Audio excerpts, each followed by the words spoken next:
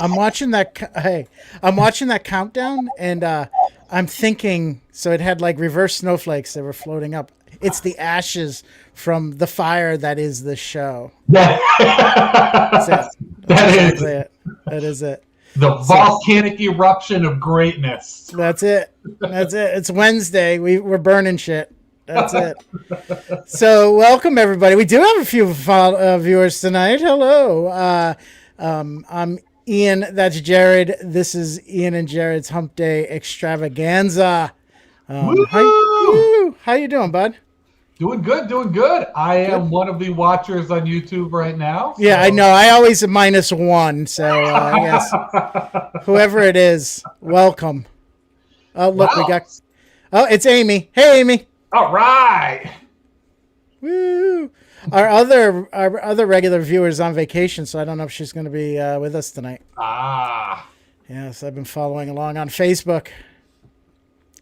Anyways, yeah. So what's been going on?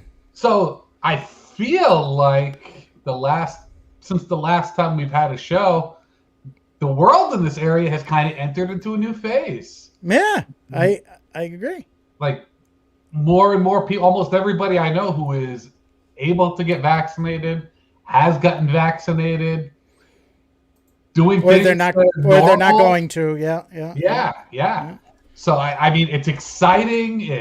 There's still anticipation because there's still more things that you and I both do a lot of that we're still kind of waiting on. But, there's some hard dates that are coming out for some things. Yep. I mean, do some early plugs right now. Yeah, let's do them. To start, Bring Your Own Improv is coming back in person. Woo! Yep. August 6th is our first show. It's going to be the Warwick Center for the Arts. And the way we're kind of managing that one there is everybody who comes in, it's going to be asked if they're vaccinated or not. Yeah. If they're of age, if you're below, because there's a lot of kids who go to those shows. So you're going to be showing off that card or a picture of it or something like that, or you're gone.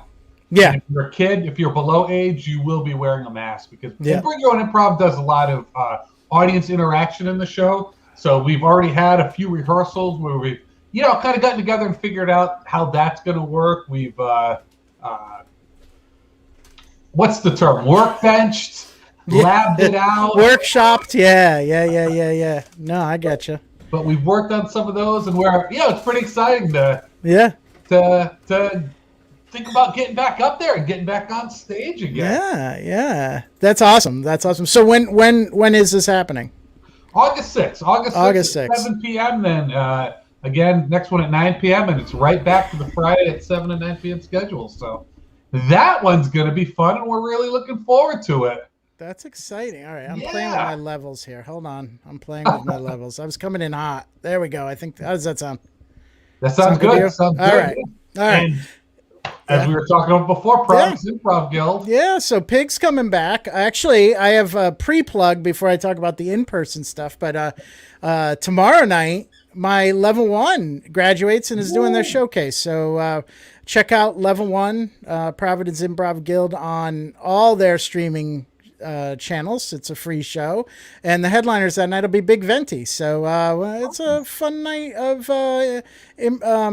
virtual improv. Nice. So, but yeah, my class has been working really hard, and I'm excited to see what they have going on. But yeah, I will also say, both of us, we didn't walk in being teachers of improv. Right. We started out being students, then just people who were performing. You kind of work your way up, and there is nothing like watching your class perform. It's you laugh so hard at everything that they do. That's kind of funny. so proud of them. For me, I'm a big note giver. So it's like, you want to pepper with notes, but it's like, nope, you gotta they just want to have fun. Fly. Yep. Yeah, I'm excited. We had our last class last night, and they just were having so much fun, and they were doing such good. They were making great choices. I'm a little biased, but I'm like, oh, they're so much further ahead than most level ones. They were just doing so good. So, yeah. But anyway, yeah. So that's tomorrow night. Yeah, I've never taught a level 1. Really? I've never taught a level 3 or 4, but but my preference is when they're first starting out. Because I do a little bit of that. All right, if you're not going to perform improv, this is what you can do with improv type of stuff. I do the improv for everyone, the level 0, and so I kind of like that. I've never asked the people that are assigning classes, is there a rationale? It may be just because I'm available, but yeah, I haven't done a 3 or a 4, which is fine. I've done all level 2 and 3, and I'll say, I think the level 1 teachers are the most important ones. I think any school, any improv, teaching people who've never done it before, I think that's the most important, because you're opening them up, you're teaching them something to love, and it's. I always say, my favorite thing to see is to see people coming to their second improv class, because when they go to the first one, that's their chance to see all the people who kind of have the same itch that they had, that can be hard to find just among your group of friends and family out there. To meet all these other people who are like, I'm the same, and have that safe space to be like you are in front of the bathroom mirror. Yeah. In a room full of other people, and immediately you can't wait for the next one. And then you see that when they're going into the second class, they're so excited to go back in. I love it. I think you're right. But I couldn't. That's not like what my passion for teaching is. I really dig in, and it's not a way to be mean or intimidating, because I think when people take classes, they want to get better. They want. You don't have to be a dick about the notes, which is. But you're a good coach, right? I mean, that's good coaching, right? And you don't do a lot of coaching at level 1. You do a lot of teaching at level 1, right? So like for me, it's all about, I got to teach them to do some good foundation. I also have to, I think the hardest thing about level 1 is just kind of getting them changing the way they think about comedy and performance. Yeah. And, a lot of people, come in, they say, oh, I've always been told that I've been funny, I should do improv.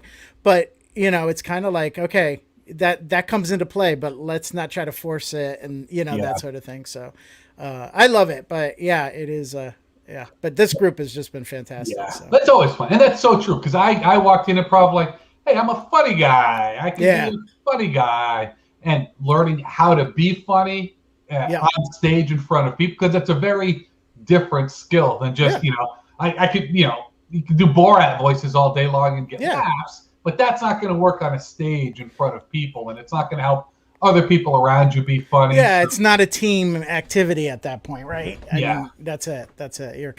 So for me, honestly, it's a tough learning curve. I think everybody goes through a little of something like that. I thought this going to be different. Yeah. But then you fall in love with how much of a team aspect it is. Yeah. So I don't need to feel like I need to be the one getting the laughs all the time. Sometimes I'll go home jazzed if I've just been a great straight person going, let that person shine, that sort of thing. I love being able to do that. Totally. Yeah. So that leads in. So Pig are doing in-person classes. So they're beginning at the end of July. That's right. Levels 1 and level 2, and they have some great teachers doing it. So if anybody's interested in taking classes, go to improvpig.com, click on classes, and you can sign up for levels 1 or 2, depending on where you are in your learning. And next Thursday, we're doing our first live in-person Wilty, although it's going to be streamed. But what's going to get streamed is every member of Wilty. It's going to look a little more like the game British show, TV show, instead of little blocks of cyberspace. Yeah. So we're doing it without a studio audience. We thought we were going to be able to do it just as a regular show, but AS220 isn't there ready to let audiences in, and they want to be consistent and all that good stuff. So I applaud them for their decision. But they are letting us, because they've okayed it as a rehearsal space. So yeah, you can do your show streamed from. So at least the 6 panelists and the producer and the host will be together. So we're excited about that. I'm curious how we're going to do this tech wise, but I'm like, well, we'll do it. I'm bringing my iPad. I'm bringing my computer, all that stuff. I don't know what we have. So bring some big microphones. Some big microphones. I'll pack my headset and my mic just to be sure, just in case. So yeah. So things are happening. Things are happening. Things are coming together. People are getting together. Yeah. Yeah.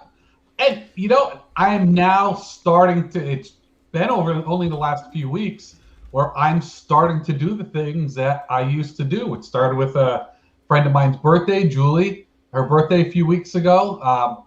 She'd gone down to Roger Williams, so I met up with her there. That was nice. I've been able to hang out with some of my friends a few times. This weekend, Saturday and Sunday, I hung out with friends. Saturday, I hung out with my old best friend from like when I was in high school. He was my best man when I got married when I was 20 years old. We haven't seen each other in probably 20, 25 years. Oh, my God. Yeah, so saw him for the first time. We went off our separate ways, went all around the world. So that was really neat. Met his kids and his wife, told some old stories. Yeah. Sunday, I hung out with a buddy of mine. We went to the Black Dog over in Putnam, Connecticut. Yeah. He's a buddy of mine who I was actually in the Marines with, and him and I went to Iraq together. We went to Fallujah together in 2008. Yeah, when I retired, came back here in 2014. Just doing the Facebook thing, we realized he lives up in Southbridge. I was over in Putnam, so it was like, wow, we get to hang out, and we have not throughout the whole pandemic. Before that, every few months we get together, have a few beers, have our little beer therapy session. Kind of talk about the world and just be buds, and it is. Yeah, I feel great this week because of it. Being able to hang out with some of my old friends I haven't seen in a long time. That's awesome. Yeah, I'm still at the phase of seeing the friends that I hang out with all the time, but haven't done a lot during the COVID. And so I went to a 4th of July party, and a totally outdoor one, but boy, it felt good. Being and I met new people. That's something you haven't done in 18 months, right? Like be in a place where it's not your pod, right? So I got to do that, and then had some people over to watch fireworks this past Saturday, and it's and I've been to the movies twice. My favorite thing to do in the whole wide world, and I've been twice. Yeah. What did you see? Tell us. So the first one I saw was a Quiet Place 2. Which was fantastic. I really enjoyed it. I've been 3 times. 3 times. Whoa! The first one I saw, what made me break quarantine, was the Fast and the Furious 9, F9. And totally worth it. Totally worth it. It was not great, but it was. None of those movies are great, but it wasn't even great in they're horrible way. So it was just kind of boring. But that's okay. I was in the theater and I was excited. Then I went to see A Quiet Place 2. And then last Thursday I went to see Black Widow, and that I'd been waiting 18 months to see because it was supposed to come out right, as everything was shutting down. So I've been looking forward to seeing that, and I have Tuesdays off. And on Tuesday, I kind of made my plans, went to go see it. The movie theater that I went to see that closed during the pandemic, so I totally missed out because I was so busy with all these other things. I couldn't go to another theater.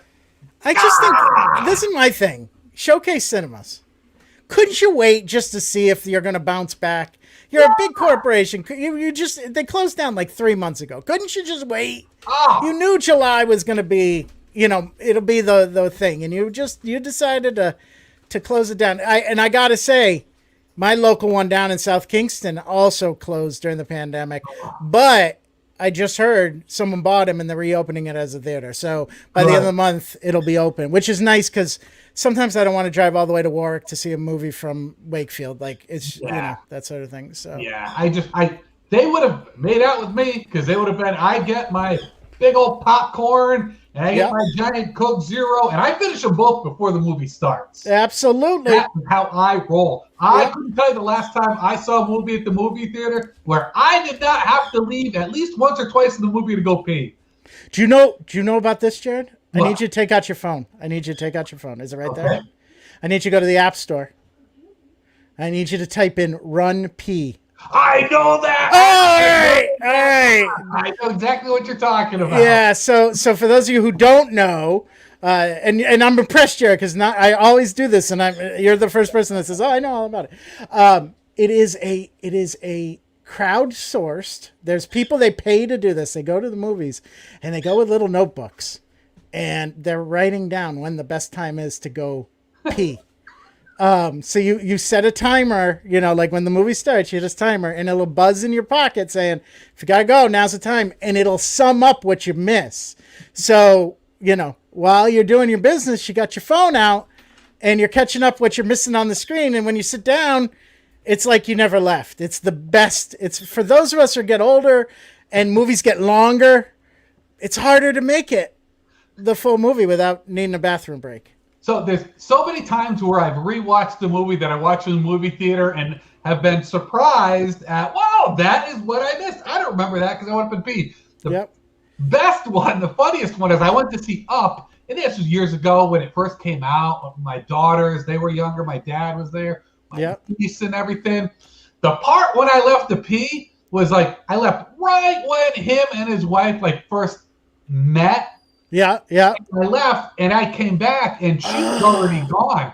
You missed that 8 minutes. No idea. Why is it so quiet in here? Why do I hear snippet and stuff right there? I got back right after his wife died. Yeah. No idea that heart-tugging scene. That sets up the whole movie for how endearing it is. You're like, that's kind of boring. I wasn't invested in any of those characters. Meanwhile, everybody else is like, that's the best movie I've ever seen. People just sobbing out there. I'm like, boy, I had to pee bad. That often makes the one of the saddest scenes in movie lists. That 8 minutes of Up. That's crazy. When I watched it after, and it was just like, oh, cool. I'll watch Up again, the cartoon, and thinking I knew the movie, so it almost like a little further out from left field when it hit me, and I'm just like, oh no. Yeah. I don't want to get emotional now. I know. I feel like I hope, the spoiler alert, his wife dies. Yes, and it's a spoiler for the first 8 minutes of the movie. It really does nothing plot-wise. Like, it happens so quick. Like, it's over. And then he's a widower, and then it's about his adventures as a widower with a kid, But, that part of the movie lasts exactly one trip to the bathroom in length. Yeah. That is the amount of time. It's his whole adult life. Because it's amazing. It's amazing. What a good movie. I still haven't. There's a couple. I haven't seen Luca, the new Pixar on Disney Plus. I need to see that. I'm out of focus. I don't know what's going on. No, I've got Disney Plus. Have not watched that one yet. Really, when I say I've got Disney Plus, I mean a friend of mine has Disney. Yeah, Plus. you got access to Disney Plus. Yeah, I've got access to Disney Plus. Yeah. So that's it.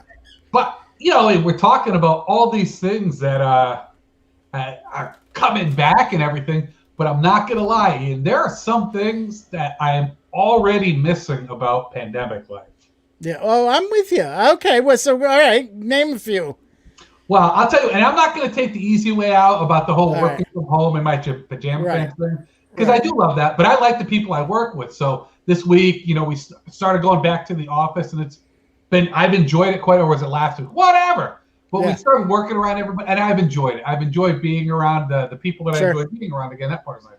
But you know what I miss? I miss when I go to the supermarket, and they had the arrows in the aisles. I liked that a lot. I was willing, more than happy to walk, up once just to come around and do the little loop, because I felt like you're running into less times when you're blocked in the aisle. It flows smoother, and when people were going the wrong way in the aisle, it gave me a reason to be pissed at them. Exactly. Strangers.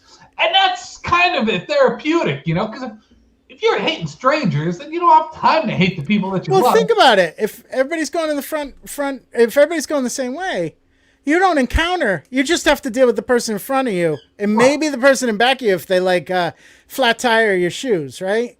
Yeah. You know, gotta do the dirty look. But other than that, I have my AirPods on, and I'm like zoning out as much as I can, and I just do the intricate weave. And then, you got the 6 foot distance with the markers on the floor for the line. Really, it's about as close to doing grocery shopping as alone as you possibly can get with the store full of hundreds of people. Yeah. And one of my... I get aggravated grocery shopping, but I enjoy grocery shopping, but I get aggravated by my fellow grocery shoppers. I would be happy having a whole grocery store to myself shopping, because I hate when you're in aisles and they put a display in the aisle. You know what I'm talking about? I know exactly what you're talking about. Yeah. It's usually Jell-O. You're right. It's like Jell-O, or it's or whatever they're hawking that week, whatever brand is hawking their wares. And I swear, there's always the people who, with their carts, they need to stop in the aisle right next to that one, there, so there's no room to go by. And I'm sitting there like, excuse me. And in general, I try to be non-confrontational. You know, I just don't want to deal with people's shit. But you can't. They log jam it. That is a log jam. That's a beaver that's happening. They dammed up the aisle. Yes. There's nowhere you can go. You will not leave a grocery store if you cannot be assertive. Exactly. You got to. And now it's people coming from both directions. And you're like, I still don't want to touch up against you, and you're making it hard. Yeah. And the trade-off, though, the one thing I don't miss is the instructions and the apologies on the loudspeaker and the warnings about staying 6 feet and wear a mask. I don't miss those because after a half hour of shopping, I was ready to, rip out the speaker system in the thing. Yeah. And you know who I'm happy for? I'm happy for the grocery store employees who had to sit there at the front and tell people they need to put on a mask. Yeah. Because talk about a thankless job where you're either watching people, or when you have to interact with people, it's a 50-50 chance of they're like, oh, sorry about that. Or they just want to give you shit. They just want to argue with you. Yep. I hated seeing people having to do that. If I was a little bit grumpy walking through a grocery store, I don't want to get into it with like the employees of these businesses. No, they're going to do their job. I don't want to get into it with like shitty customers. Yeah, I got to deal with this crap for 30 minutes. This is their job, right? Yeah. I mean, hey, this really grinds my gears. Last summer, Brickley's ice cream. I don't know if you've ever had the. I know exactly what you're talking about. Yeah. So Brickley's is my hometown ice cream place. My favorite. Again, neither Brickley's or anything I've mentioned tonight is sponsoring it. Run P is not sponsoring this. So, but Stop and Shop is sponsoring. Stop and Shop. Yes. Stop and Shop. So last year, in an ice cream shop. So Brickley's has two locations. There's one in Narragansett, and that I think is attached to the factory because they make their own ice cream. And then they have one on Main Street in Wakefield. And if you don't know Main Street in Wakefield, it's the idyllic New England town with shops. And so one of those shops is an ice cream shop. No real seating, a counter. You come in, you order, you leave, and then there's benches outside. So, but like most ice cream shops, especially a satellite one, which I would call the Wakefield, you don't have a lot of adult staff. It's 16 to 20-year-olds that are working the counter and doing a great job and busting their ass. And I'll be honest with you, my second job while I was in high school was Baskin Robbins, so I near and dear to my heart, right? And it's they have a fun time and that sort of thing. But last summer, everybody was kind of just, we're navigating, slowly reopening. What can you do? What you can't do? And these assholes, no other way to describe them, would start arguing with the teenagers about wearing masks and would get belligerent and almost physical with the 16-year-old students, or 16-year-old worker. And, to the point where, this is where Brickley's has a fan for life in me, the owners of Brickley's like, I'm not going to subject our 16-year-olds, and closed the location. Yeah. Summer is their bread and butter, and they closed it in July. Like, you missed July, August. You missed all the big things. So because people couldn't just put on a mask for the 30 seconds you're doing this transaction. Like, it's just it drives me up a wall. That as I said, grinds my gears. Like, I could go on for the whole show about how much we learned about our fellow Americans last year. And you might have whatever beliefs you have, whatever, but the way you treat other people, yeah. To me, that is there's no politics that go with how you treat other people. You're being an asshole or you're not. Yeah, and like 16-year-olds, like they don't. Yeah. I mean, yeah, and people are wondering why they're not going back to work. Well, right, it was horrible. So anyways, yes, that I do, there are some things for me. I've been going back to work pretty much, and actually today was my last work at home. I need to go in tomorrow, and then next week is my scheduled week in the office. Then I go back on vacation for 2 weeks, and then in August the entire university is back on campus. So today was my official last work from home. So I miss that. My bird, you can hear the bird. That's Oscar, everybody. Special guest Oscar tonight, cockatiel. So I have a commute. I love being with people. I live down by the beach. I live a really good life. I like where I do, but the 45-minute commute, it gets a little bit rough. You've been a commuter at points. I have. Yeah, so you get used to. Oh, look at this. It's 8:15. I got to be in front of my computer at 8:30. Let me put the coffee on, and I'm sitting down right at 8:30. Now I have to get up and be there. Drive and all that. But other than that, and I found I'm way more productive at home. Like, I just don't get interrupted. Like, it just is. It was something that I always was worried about, me being able to keep on task, and but I thrived with the work at home lifestyle. So yeah, I was a little surprised at how much I thrived at the work, because I did not think that I was somebody who my past experience at former jobs, it honestly kind of sucked when I liked having the flexibility of being able to, but I didn't feel productive at all. But no, once I was doing it, it's like, okay, I could work longer, work through things, and even just about the commute time, and you could really get a routine going because there's no one there to interrupt it, right? So, like what I would do is I would take lunch. I'd make lunch, and then I would watch a 40-minute whatever I was binging on Netflix, and then be right back at work every day. And it was so kind of like, oh, all right, but I've been finding now I'm back in the office. Oh yeah, someone may demand something of my time, and I don't get to lunch till 12:30, and then maybe I only have 10 minutes to rush because I got another meeting. So and that's why I feel like I'm not as productive, just because you other people are. It takes time to work with other people. Yeah, but lunches is a really good point, because working from home, I never worried about lunch. Nope. It's like, I've got the kitchen right there. I've got something in there I can eat. But now that it's going back to work, I've got a half hour for lunch. The closest place is like Cumberland Farms. I don't want to spend the money to Grubhub when I'm at work, unless there's some sort of special occasion. Yeah. So now it's getting back into the habit of like meal prepping, getting my lunches ready for work. And like when some people talk about meal prepping, they're talking about laying out healthy meals to eat during the week. When I talk about meal prepping, I talk about slopping Tupperware that I can eat up. That's exactly it. Either having the forethought to not eat everything the night before and put it in a Tupperware, or grabbing whatever thing in a box you can bring to work, schlep to work with you.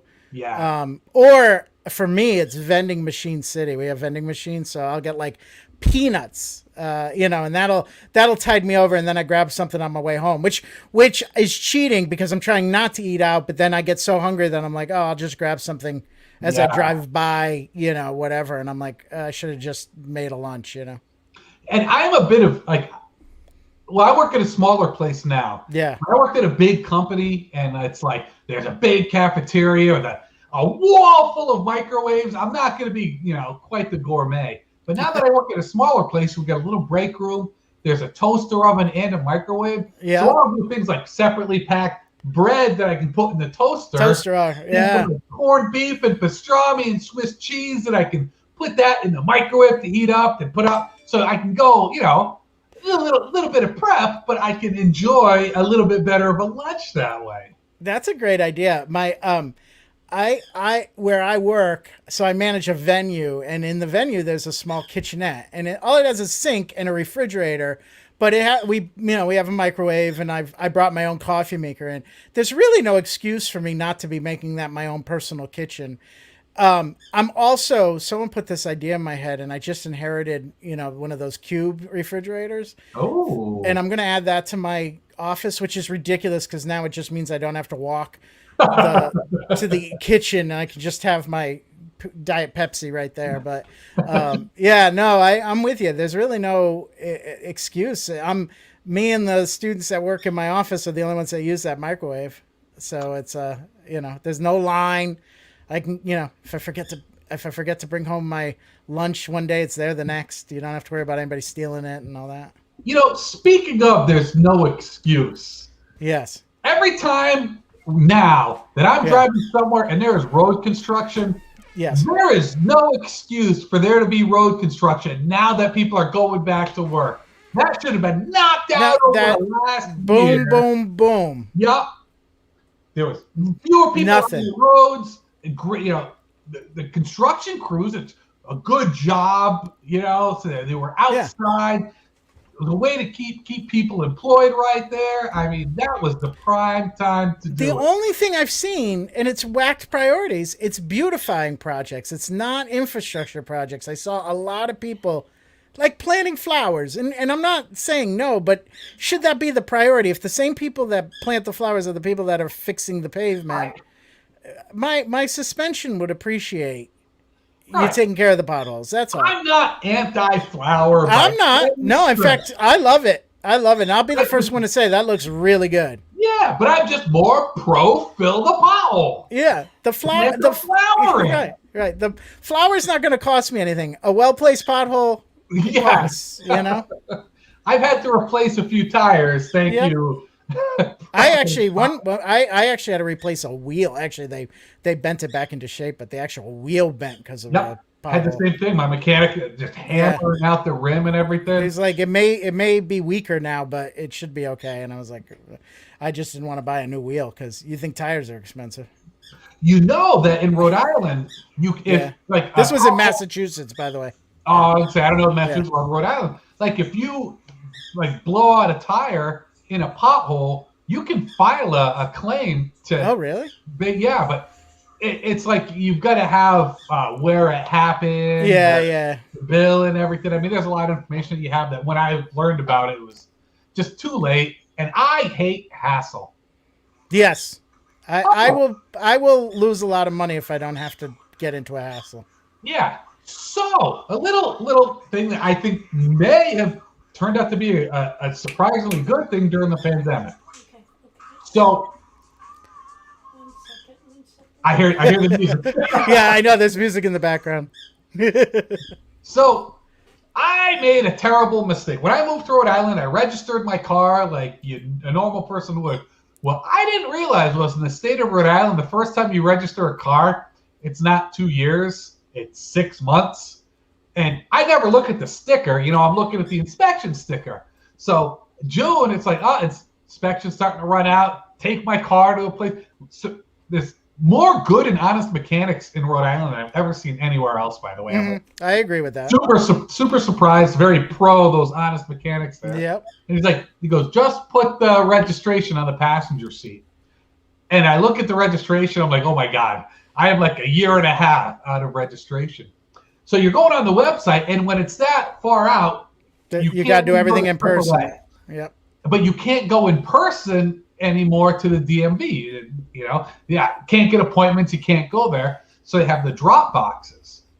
And it turns out, so this is the downside. So I went out there, printed everything, filled out all the paperwork and everything, went to a drop box went to go throw it in a drop box.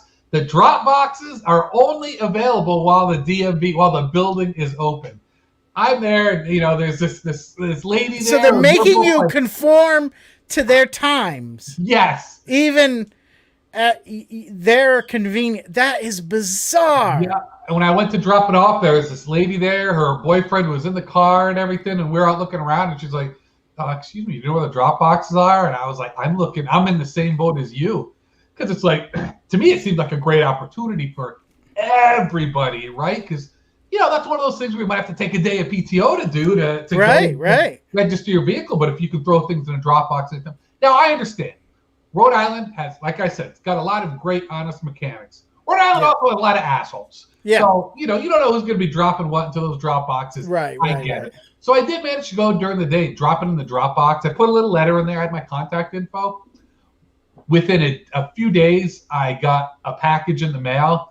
And it was, hey, it had the stuff that I put in there and the form to fill out your credit card information to pay for it all. They said, do this, send it back. Did all that, put it in a new envelope. I've got 3 more of the big manila envelopes I can use for that. Put it in the Dropbox.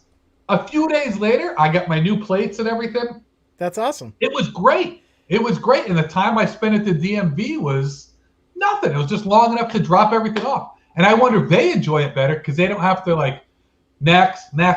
Oh, I'm sure. Or anything. If they're able to just bust through and knock a lot of them out. I'm absolutely sure of that.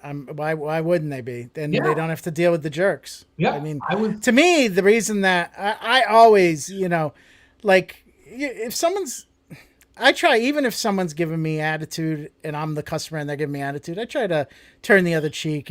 I get it, and I'm always like, think about all the other jerks that were in front of me and that they're at wit's end and they don't know if I'm going to be a jerk or not. And they're past giving anybody the benefit of the doubt. So they're just, not rude, but not friendly. Right. Right. I'm not overly friendly, but I try to put a smile on my face. And even though I've been waiting in line for an hour, I also realize it's not their fault and all that stuff. But yeah, I do feel poorly. So imagine if all of a sudden that wasn't part of your job anymore, and you could just be opening envelopes and doing data entry and not dealing with anybody. Put your headphones in and just go to town. Yeah, and I'm a pretty good DMVer because Rhode Island has certain rules that benefit me. Mm-hmm. Like they've got the one line, and if it's disabled or active military or veteran, you cut out of that first long line. Yep.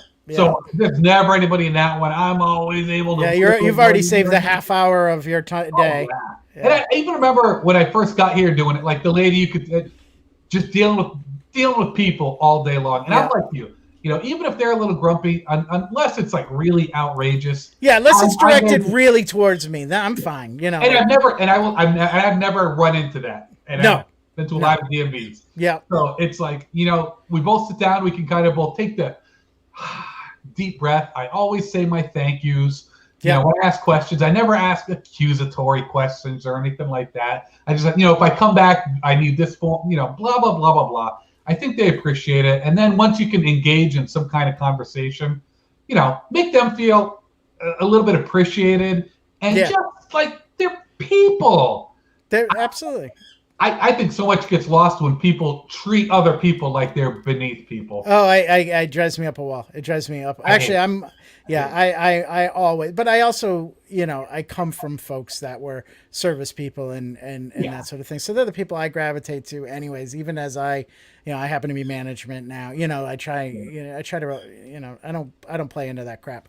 I will, but I'm going to go back to Rhode Island changing the registration. Yeah. This guy expires in August, February. I'm out at midnight with a friend. We did a back-to-back. We were trying to watch the Academy Awards before they aired. So we watched 2 films that night. Got home around 12:30.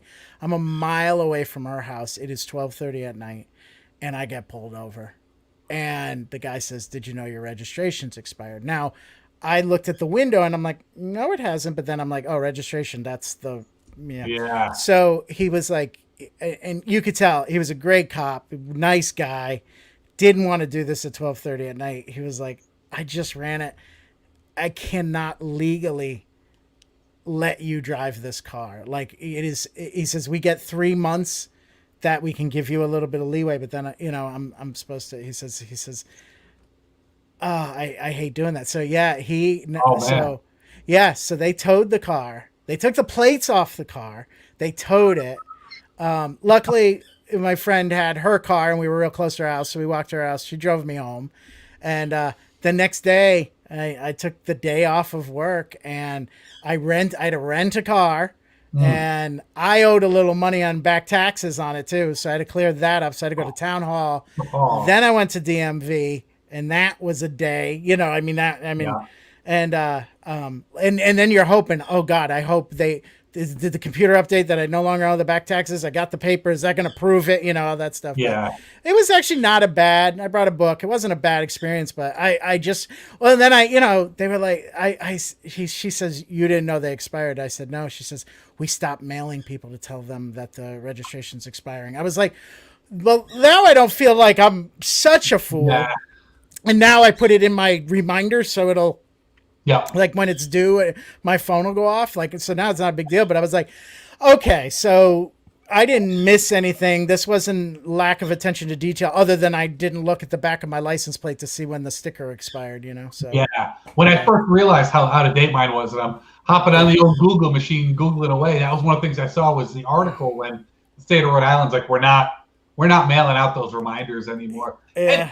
And if I'd have caught it a little, like you can do it all online. Yeah. I'm so fortunate I didn't get pulled over during any of that time. I guess the fact that during a pandemic when I was working from home the whole time and I'd have you weren't weeks on end. All I do is go to the grocery store and back. And the grocery store is like one traffic light away from me.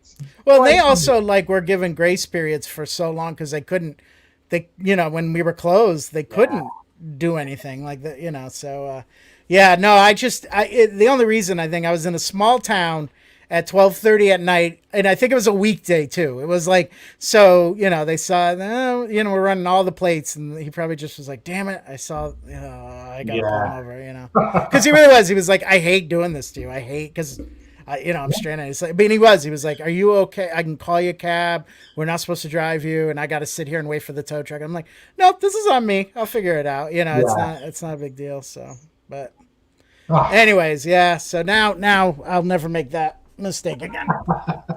No, and everything's due this year. I got the trifecta. I got the emissions, I got the safety check, I got the registration, and I got my driver's license all up within the span of 3 months. Yeah.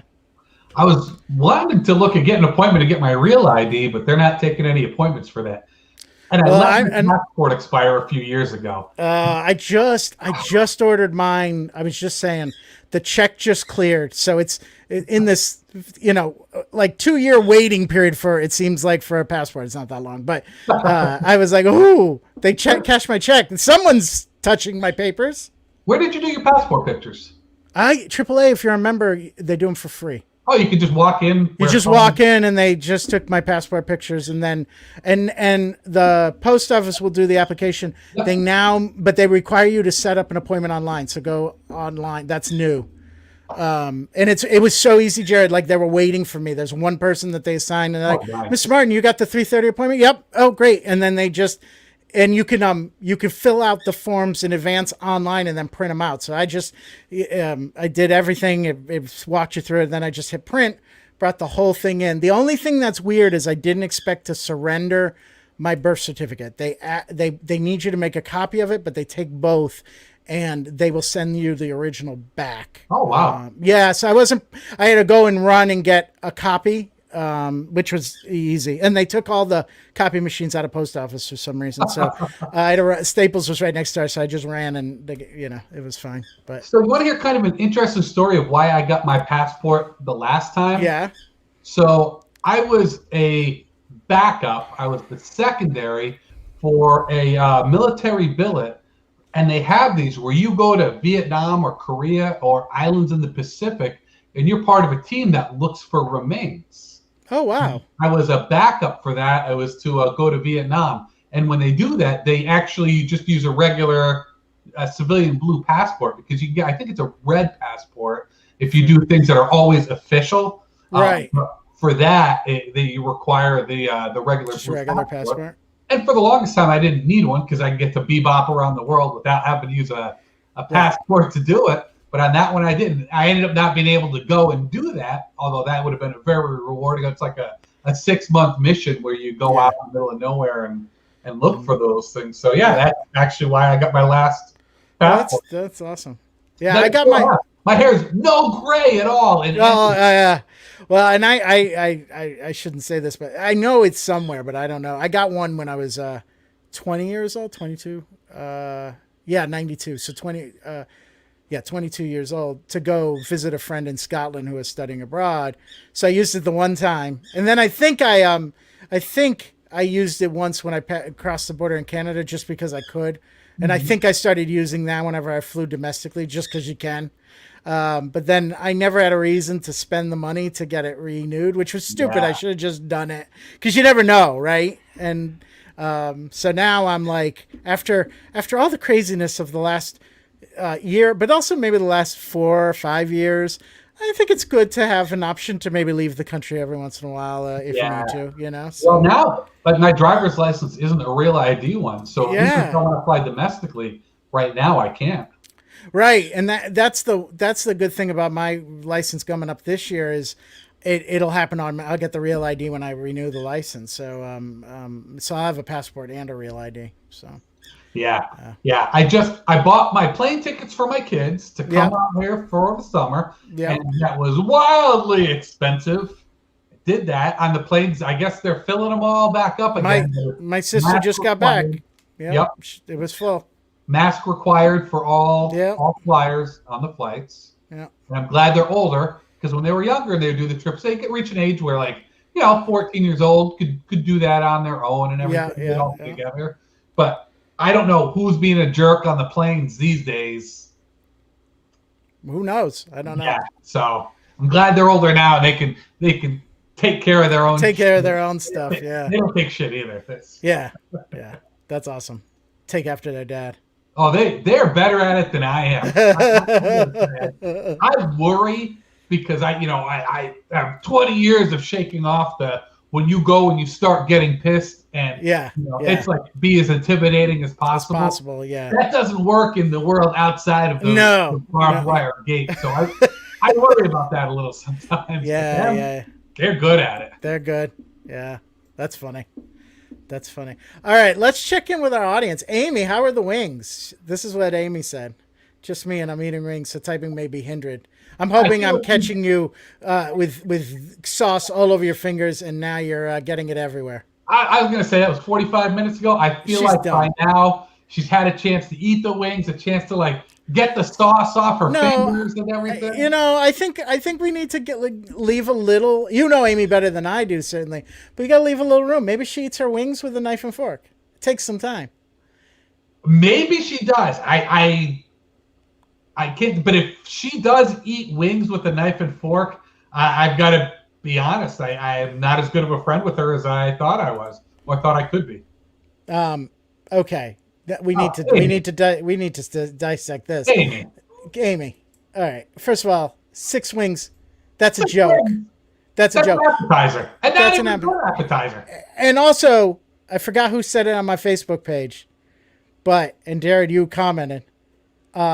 Someone pointed out that if you order 6 wings, you should get flattened drumstick. That's 1 wing. Because that is 1 wing. It blew my mind. Blew my mind. I'm like, you're absolutely right. You're absolutely right. Such a good point. It's such bullshit that they have taken those. That's not like chicken wings are that big. And then they take it in half. And then you're ordering 12, and you're really only getting 6. That's what that is. That is big behind that. Yeah, that's big chicken weighing in.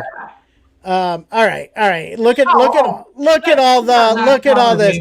No knife and fork. I tore those suckers apart. Yeah, but you did it with dry rub. First of all, that's another great point, Ian. Why? Don't even tell me. You just say you ate them plain, because really you did. I like how we're just taking this opportunity to criticize Amy. Yeah. Well, she keeps adding things to it. I just feel like, She had crab meat fries too. I don't even Right. want to. Okay. I'm The on board. wings were pretty big. Oh, Were they? stop Were they? making excuses for Yeah. it. Yeah. No. No. No. No. No. And also, were they big because they were fatty? Which is, I'd rather have a skinny wing. It needs to be all lean.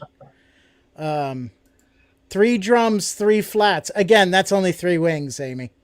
You know So what? I would go back and complain and tell them to put some sauce on the next order. We talked a little about wings last week. We did. This is a chance to talk a little more about wings this week. Because I will tell you, I like a saucy wing. Not even dry ones. And Buffalo Wild Wings, so Buffalo Wild, which I think has decent wings, especially for a chain. I think they're decent. Tuesdays, wings are really cheap there, too. I learned very recently. They either eat there, get 50-cent wings, or I ordered takeout last time, and it was like buy one, get one free. It was great. But they have their hot and their buffalo. One of them is like very saucy, one of them is not, and I don't know which is which. But I want to stop getting the not saucy ones. I want my wings saucy. You need to talk to your attendant. They should know. They should know. Right.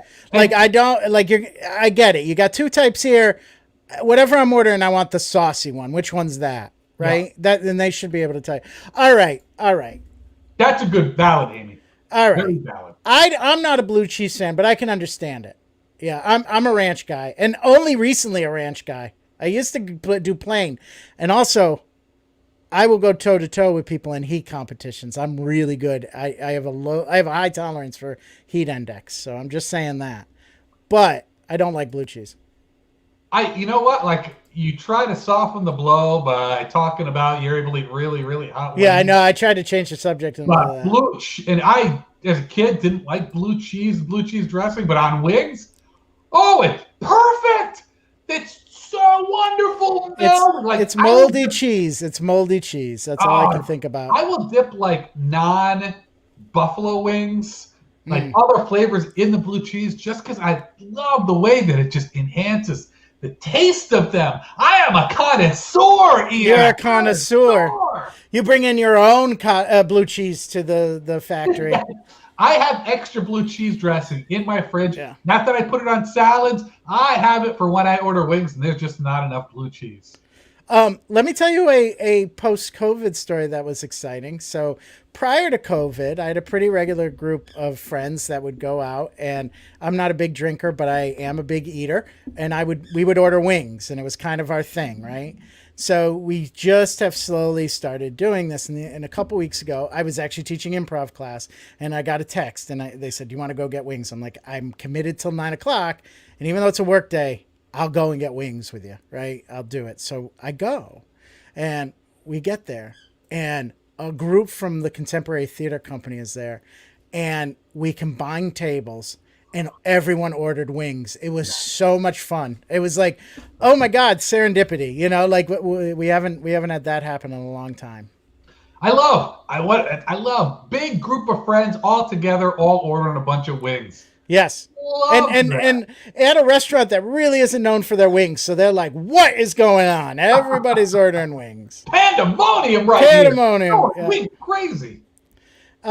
Yeah, I'm not a big, this is gonna set you off too. I'm not a huge cheese fan. I will actually say I like cheese, but I'm not so I think I'm going to be controversial here, Ian. All right, bring the controversy. We are up for some controversy. All right. I see the way cheese is treated by the internet now the same way I saw bacon start to get treated in about, I think, 2008, 2009. It's probably artisanal. Where it's just blown up. And I'm convinced that there's people, because you go out there on Twitter or whatever, you Facebook, there's people like, cheese, I would kill for cheese. I would kill you and everybody you love for cheese. I love cheese. And I'm like, okay, I like cheese.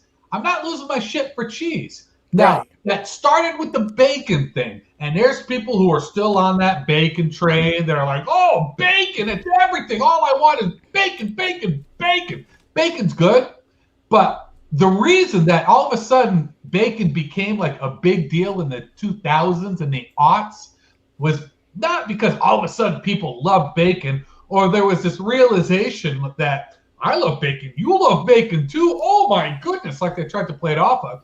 It was industry pushed because bacon sales were actually plummeting in the 90s because it's fantastically unhealthy. Yes. Super fatty, super salty. Bacon is not good for you. And no. So sales were plummeting. So there's a big industry push, and it just became brilliantly done, right? Because it really found itself. It wasn't like commercials on TV were like bacon, bacon, bacon. It was all of a sudden in social media, all these people were coming up and bacon. In MySpace, all of a sudden everybody loved. Yeah, Tom's taking picture with bacon. Yeah, the Reddit forums and everything with the bacon and and it was these were people who were getting pushed by the industry to put out there. Incredibly successful. You can go on Facebook right now and see people like I would do anything for bacon. It's like I like bacon.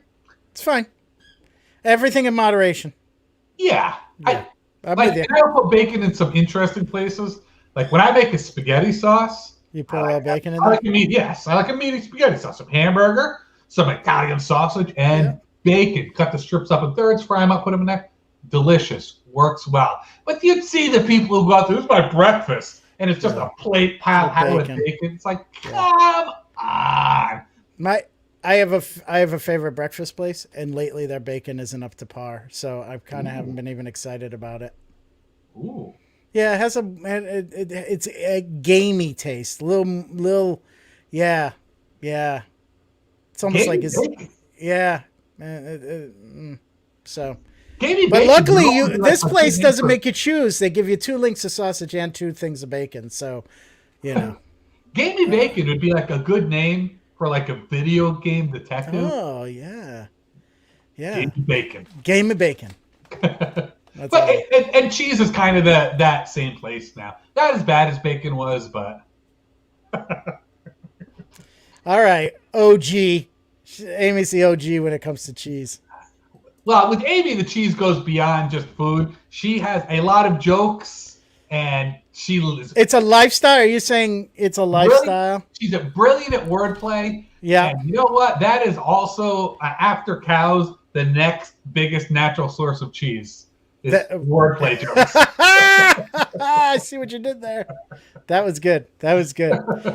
She's committed it mentally and culinarily. It's a lifestyle. It is a lifestyle. That's awesome. I forgot how we even got to bacon. Oh, we were talking about wings, and then yes, and then I will tell you a place in Rhode Island that has surprisingly decent wings. Cello's. Oh, agreed. Totally agreed. Cello's is so. We had in Wakefield, we had Cello's branded. We had it was called Roadie Joe's, and it was Cello's sports bar.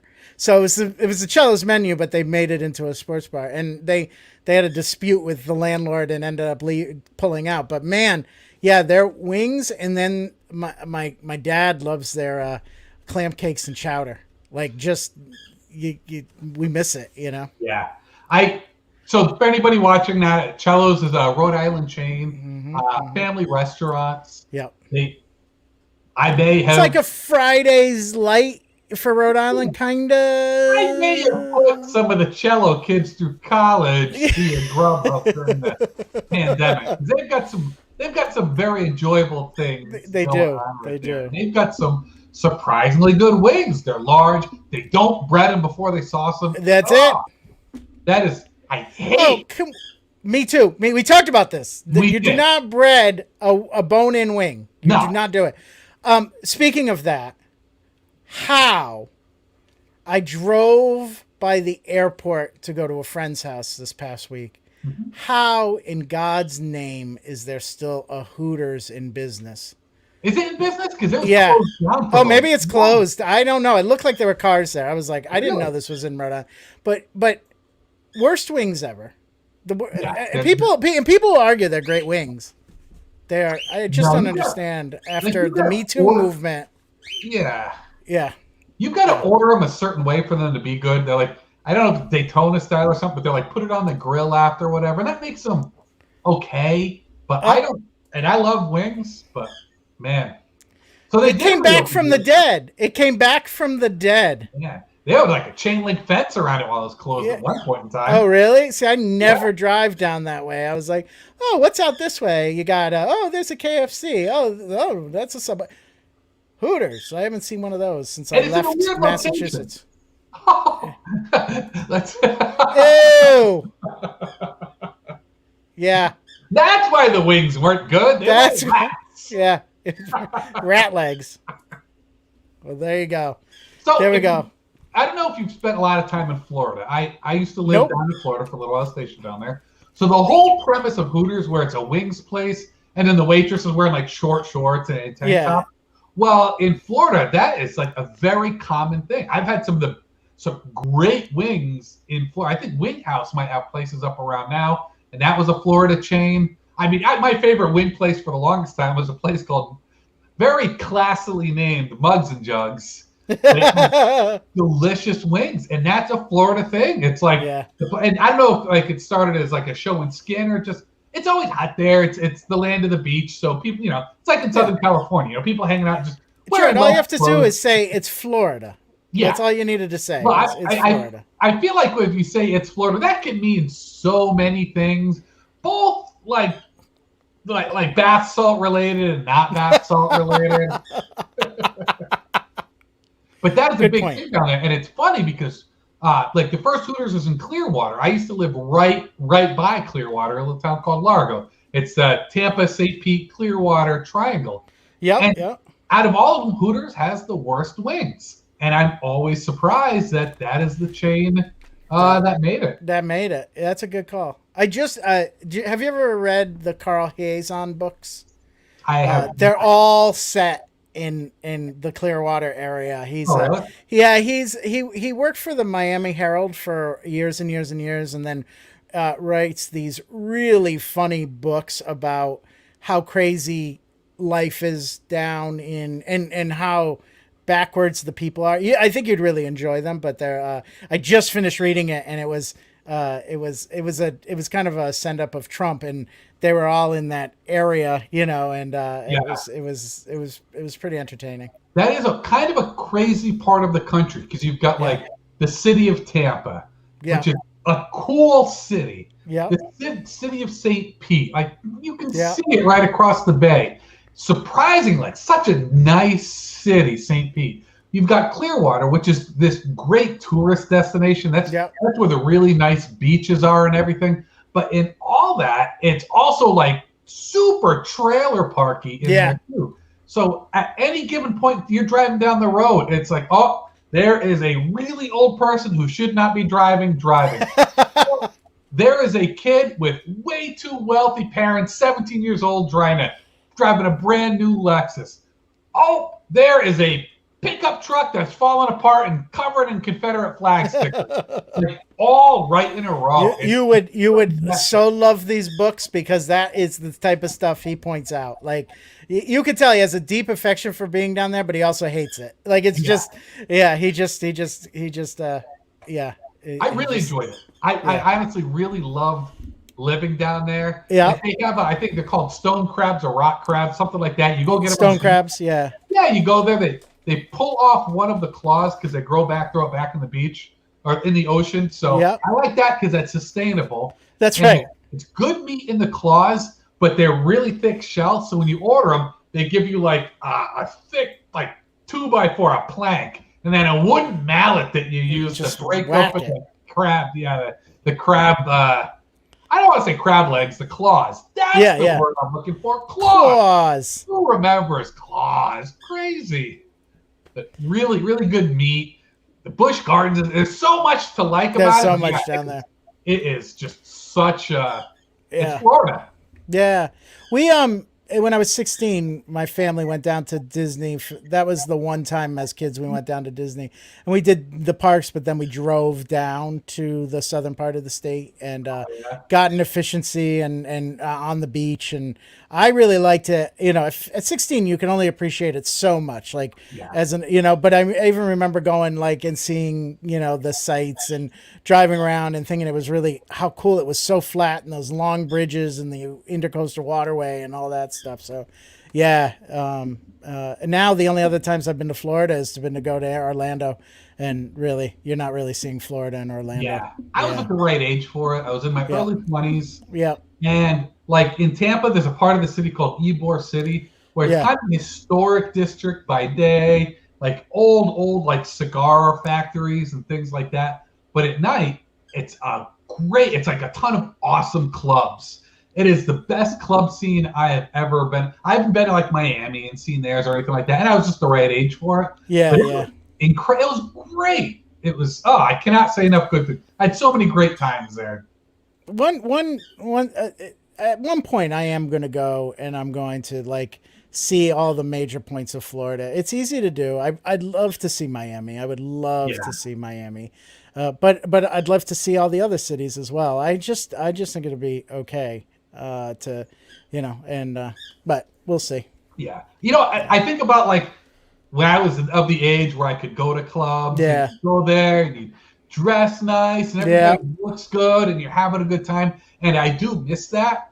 Yeah. But I could never, ever do that now. Not because I couldn't like handle the partying or anything like that, but I loathe people who do that. Like people in their 40s going to dance clubs around all these people in their 20s. Yeah. And it's like when you see the old guy with the bald head and the ponytail, two 18-year-olds there, it's like I don't want to be that person. That is a sinking way too low in my life. I used to joke about becoming that because it's like such a terrible thing to become. Well, it's funny. In probably early 30s, we found a bar. This is in Massachusetts. It was attached to a hotel, right? So it's a hotel bar. And it's called Mingles. And my friends and I would go, and we were all young 30s, late 20s. And we just made fun of the people that would go there because they were in their 40s and 50s, but they were having a good time, like they were at a club at their 20s, and there wasn't. And then we went a few times because it was just fun, and then we realized, oh, the joke's kind of on us. Like they're having a great time. Like this isn't. You can't make fun of those people because they're doing the right thing. They're not hanging out at the club where we're welcome at. They're at the right. And now that I'm of that age, I'm like, it'd be nice to have something like that where nobody under 40s and I've thought about that a lot, and I think like if you were in your 20s and there was a club where you could only be in your 20s to go, you would probably enjoy that. Because you don't have the creepy old guys there trying to hit on you. You don't have like the middle-aged women there who are like just all over you when they're drunk and everything. I think in every decade, your 30s you enjoy that. In my 40s now, I would enjoy a club where it's, only people in their 40s go to this club. Yeah, that is it, and it's not a shot at anybody older or younger. No. You just appreciate. I can be more myself without feeling like a creeper or too young. There's been times where I go and I'm like, oh, I'm the youngest one here. It's never comfortable to feel like you're not in the norm, right? So that's a life lesson. Sometimes it's okay. You need to. I mean, I felt that way absolutely with improv. It's most people that are starting in 20s, I didn't start until my 40s, right? But I got over that real quick. But there were times in class I'm like, oh yeah, I'm the only one that I'm 20 years over these folks. Right. Yeah. And it's wild because you go through most of my life, I was always like one of the youngest people out of everything that I did. Same. And then all of a sudden one day it's like I walked off a cliff. That's funny. Yeah. I same thing. All right. What else we got for tonight? Our secret topic show, which turned out to be kind of what are we looking for to reapping? I have not been to the Providence Place Mall yet. I haven't either. I have not. The only time funny, the only time I've even parked in the parking garage was when I went to get my shots over at I didn't want to park there because it just seemed like such a pain in the ass. Absolutely. And I'd kind of like to have a day where maybe I'll catch Black Widow there and play a little Dave and Buster's. Well, I definitely want to go. Once there's a movie I want to see in IMAX, I want to go to the IMAX because I do the Showcase Subscribe, Jerrod. Like I'm paying monthly fee, and I get to see 3 movies a month, including IMAX. So because I'm that's how much of a nut I am. I will see 3. I may even say 4 and pay extra. So Yeah. yeah. I don't see that many. Yeah. that many It's movies in person it's at my all. go-to, and it's But yeah, so I'll look to see what's at IMAX, and I work right there. Johnson Wales is right down the street, so Oh, I walk to it. didn't even realize that. Look at that. My office, I have 2 offices. The one when I'm working in the downtown area, my office touches PPAC. Like we're to the right of PPAC. Okay, I know what that is. Yeah. So that's my office. So and I get to park in the garage. So I just after work I walk there and I've got to say, I am so looking forward to like downtown Providence, especially like the arts and the theaters area. I'm even looking forward to Waterfire. So Waterfire is a great date. You're right. A couple of years ago, I did a little of the eHarmony thing. Yeah. Went on its second date to Waterfire. It could not have been better. It was so perfect. It's low pressure. But it was one of the best dates I've ever been on. It was just that's awesome. Perfect. That's awesome. That's awesome. Good to know. Good to know. Yeah. I think we thought the date was so good. I think we were both thinking like, oh yeah, totally get married to this one. Yeah. And then the reality of dating me ruins the whole thing. Ruins all things. By the way, Oscar whistles the Andy Griffith theme if anybody's trying to name that tune at home. So that's what he's doing right now. But he's losing it in his old age. He doesn't get it right all the time. So it's kind of, we never know. It turns into a jazz improvisation at the end. You can tell the age of the cockatiel. If it's whistling the Andy Griffith show, that is an old. That's an old, yeah. What is it? Dock in the Bay? Yeah. That's old, but not that old. Yeah. Whistling like Winds of Change. There was, big 80s hair band. Not quite that old. I don't know who whistles, Patience and Winds of Change are the last 2 whistling songs. Yes, you're right. The thing I want to do, and I could have done this during COVID, but I want to go on the pedestrian bridge in Providence. I've yet to do that yet. Oh, I have done that. They're still doing some work on the other side of it, but I have done that. You know what I can't wait for? One of my favorite times in Providence is when Piff is around. When you're like outside and you're outside with all these other comedians from all over the place, and you're all hanging out, and it's still the normal like in the city stuff going on time. I miss that. I'm really looking forward. I hope this year that there's a Piff. I don't know if there will be or not. Yeah, I don't know. I haven't heard from Tim. AS220, they need to say when they're going to open up for audiences. I mean, that'll be it. And to be honest, Tim puts in so much work. He puts in so much work. I get worried he may this is a sign I'm retiring from it. I get nervous. Too late right now, too, for him to get started. He's usually booking people by this point. Yeah. So probably not. We could have our own little Piff weekend, though. That's right. Yeah, we can busk. We can do some improv on the street corner because people love that. Oh yeah. Amy, you down? Amy, we're forming a team right now. You down? There's nothing people love more than hearing a friend say, "Hey, come see my improv show." Yeah, there's nothing. The look of me saying, as a white dude saying, "Come see my improv show." That's a look of fear you don't get. Oh yeah. Yeah, that is. And I love the people like, "Oh yeah, I'd love to come see it." I'd love to come see it. And then you start doing that, and they've got to start thinking up the excuses as to, I can't that day. I'm so sorry, I missed it. Yeah, exactly, the excuses, and I'm like, no, you made the right choice. You know what it was, Jerrod? I burnt all the bridges by inviting friends to level showcases. Yes. I burnt all the bridges, and God bless them all. They came, and at the time I thought it was so good. And now I've gone back and watched those tapes, and it's just like, I feel like I should send them $5 so that they could get their money back. Like, I'm like, you are true friends, but I can't save face to say, no, we're good now. Like, you really will enjoy it now. Yeah. It's got to be a common mistake because I look back and I cringe at I'm so grateful for my friends for coming out to shows when I was first starting out. Yeah. I just cringe at the, oh man. Yeah. I'm so much better now. I swear. Right. Really. But I already burnt, like I said, I oversold it originally and now they won't trust me. I love it. I love it. I love it. I love it. I love it. So In all fairness, I will do things much Yeah. less. For food. Yeah. Yeah. I tell jokes that, I mean, I would do some horrible, demeaning things for food.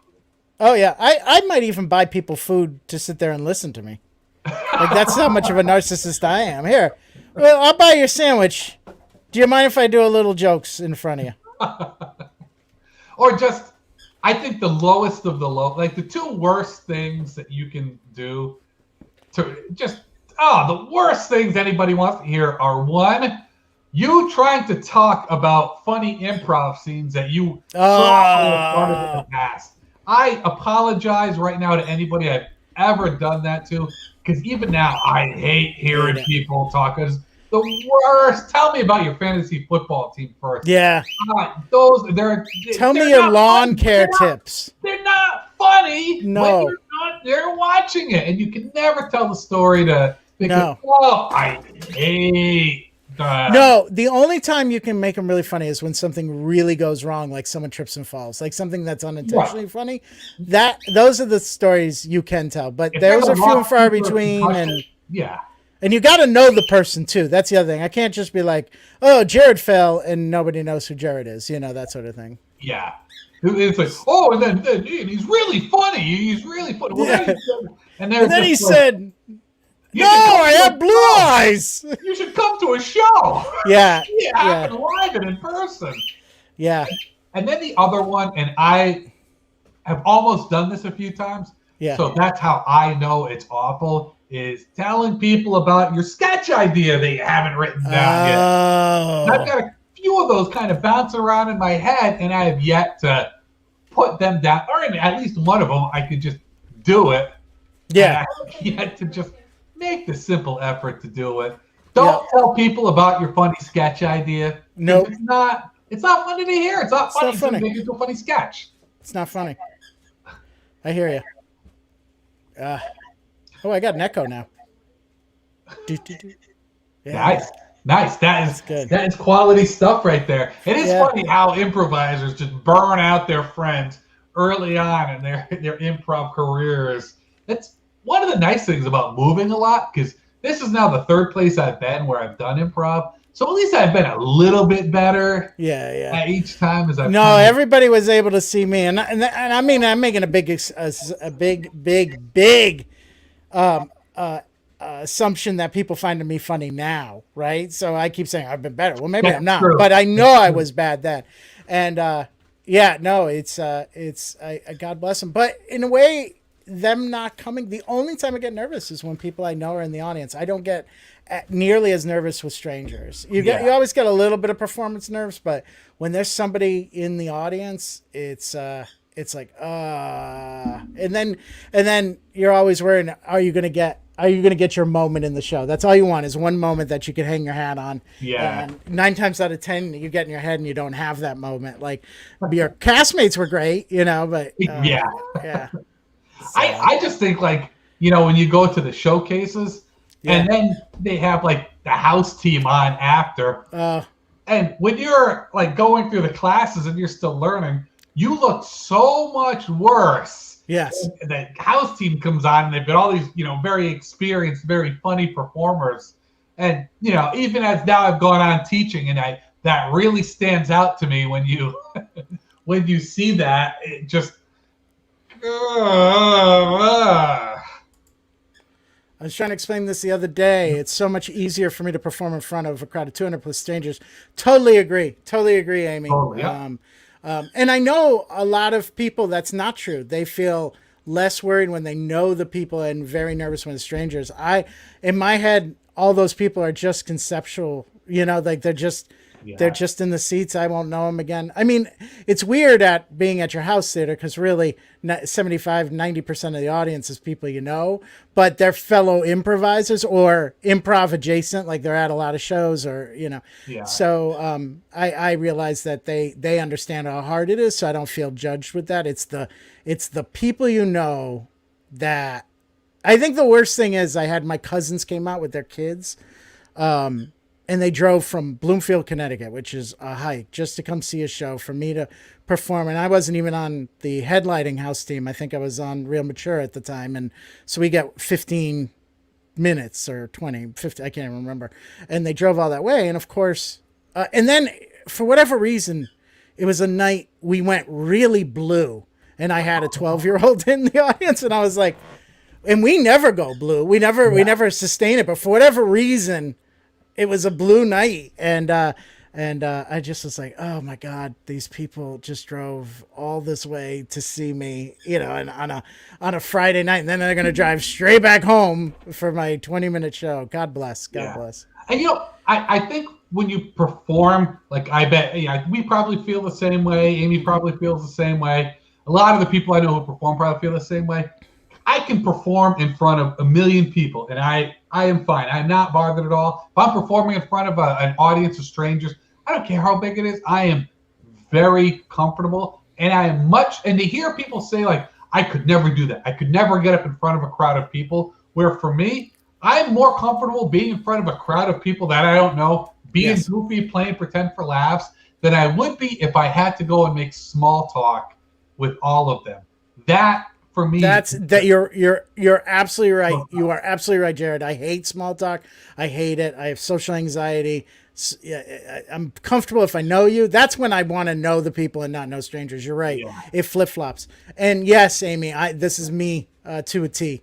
I desperately want to know what they thought, and I desperately do not want to know what they thought. It's the biggest conflicting, feeling. I'm like, and it's, people don't know when you come off stage, people don't know how to react to you. Like you kind of got momentarily famous, like, oh, I'm here to see this person.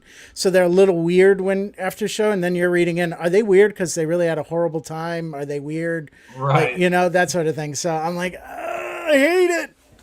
So a couple of years ago, 2 or 3 years ago, I started doing performing at Murder Mysteries down in Newport, and I enjoyed it. And we did the two places where you mainly did it. One, they did it at the Art Museum in Newport, which I enjoyed. The other one was we do it on the train. They had this whole dinner show. Oh yeah, I've been not for the show, but I've done the dinner train before. Okay, yeah. So with the show, when we would do it where it's more of a production, where it was stage, I enjoy that part. And there's a part like when you're doing that where you're going to have interaction with the audience, but there was certain ways, depending on the crew that you were with, where you were, where it was very little like theater, like stage, like where you're in front of everybody, and it was more going around and just talking to people in character. I did not enjoy that at all. I felt uncomfortable, felt like I was trying so hard to be funny, and when you're trying to be funny, the harder you try to be funny, the less funny you are. It's like there's a curve. There's a certain point I can try to be funny and be funny, but then when I'm trying too hard, the cockatiel whistle right down. It's not funny anymore. You're trying to be all energetic or whatever you can be, and it just all fails miserably. Working at colleges, I brought in a lot of touring murder mystery. They come to your college and put on a murder mystery, and I feel like that is the worst work in the world because you're not even on your home turf. If you're doing it for your home theater, at least you're like, okay, you're in my house. They're in my house, and I'm just like, and they find out you're the one paying the bill, so they need to incorporate you into it, and I'm like, no, I'm on the clock. Like I'm entertain these people. You don't need to. It's the same with stand-up comedians. They love when they're starting to bomb, they'll work me into their act. I'm like, no, riff on something else. I know not to sit in the front row. Pick those people. Well, here's something that you don't know about murder mysteries until Yes. you actually do it. Because like from the outside, I looked at him. It's like I might go to a show, but that's also a great butt of a joke or whatever. But it came up. I was like, I'd like to try that because that does seem like a fun thing. But with those with so much audience interaction, is there are people there who all they want to do is just get you with the gotcha.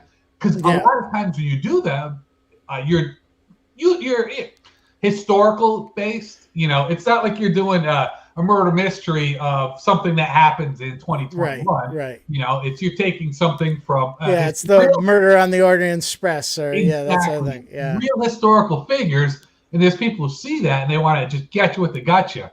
And like the first one I ever did, I was playing Lucky Luciano, who is an old gangster, and I did some research on him before I went in there because I just didn't want to get caught up in it. It's like, so forgot it now. The town he was born in Sicily, all the things he did in the States or whatever. And of course, like the very first show I do, oh, you're Lucky Luciano, people start talking Italian to me.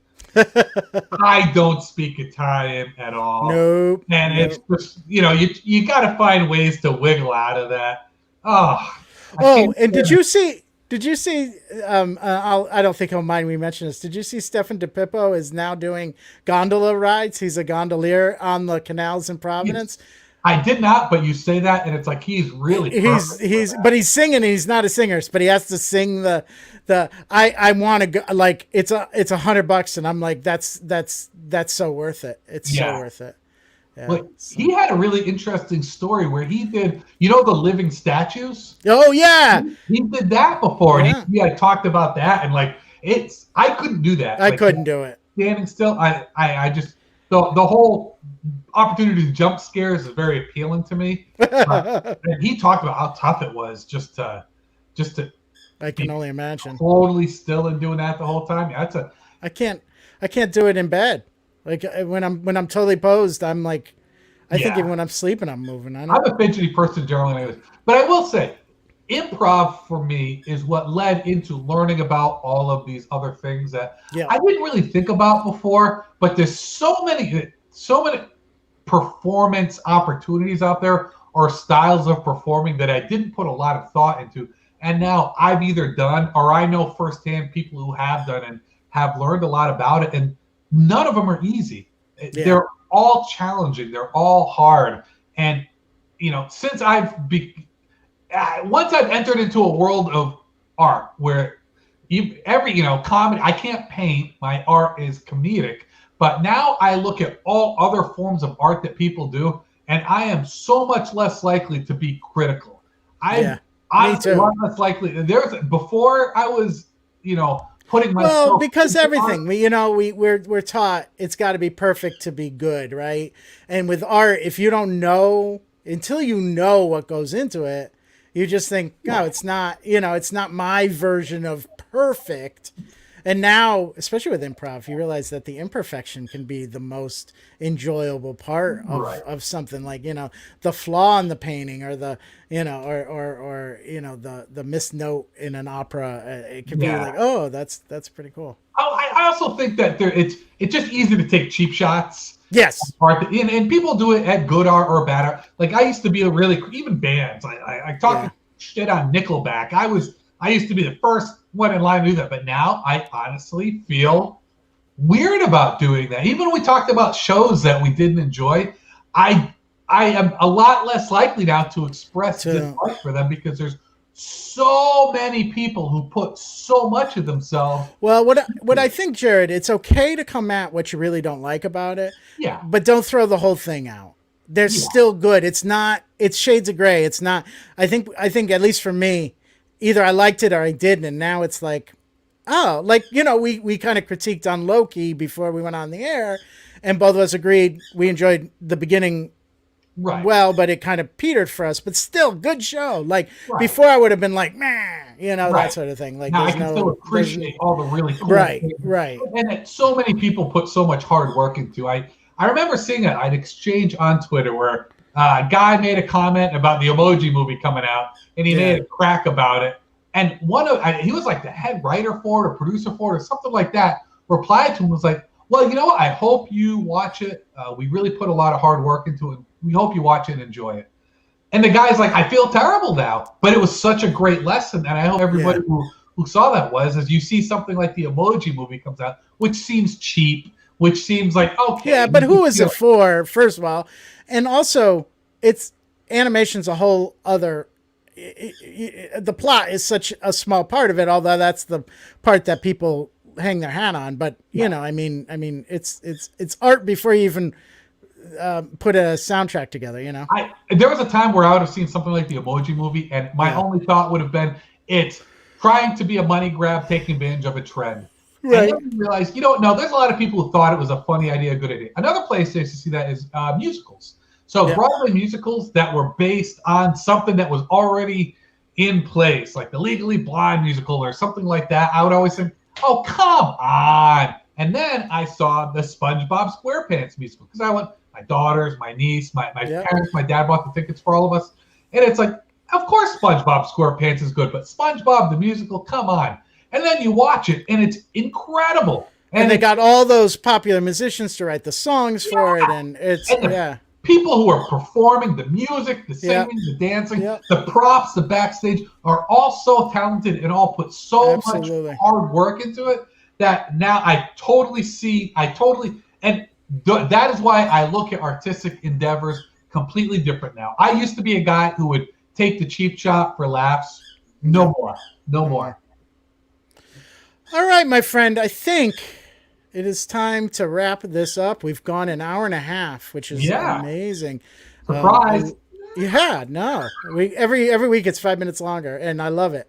And the Foley artist was on stage. I didn't know. I never actually saw the SpongeBob musical, but I had so many people that are Broadway aficionados that loved it. But the problem is, I think it did itself in. I think people wouldn't let go that it was SpongeBob, and it closed way before its time.